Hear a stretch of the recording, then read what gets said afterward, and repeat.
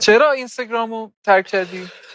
ببین اول که یه پیجی بود سینمایی، مثلا زیرش نوشته بود، یکی اومده بود نوشته با این بازیگر نیست، مثلا این فلان فلان شده بازیگر نیست. بعد مثلا فوش من داده بود. آره، بعد مثلا من میومدم زیرش با اکانت واقعی مینوشتم مثلا پدرسگ تو مثلا چه صلاحیتی داری، اصلا حالیم نبود.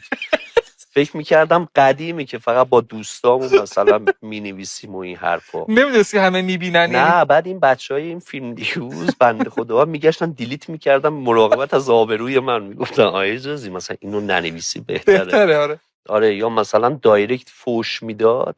خیلی جالبه، فکر کنم اسکرین شاتش رو هنوز داشته باشم. سر یه موضوعی من یه موضعی گرفته بودم، اومده بود هر چی از دهنش در اومده بود اینقدر فوشای فجیع داده بود به من 1/4 اونا فوش دادم بهش از همون جنس و فشرده تر. ولی بعد چی بنویسه زیرش خوبه؟ چی؟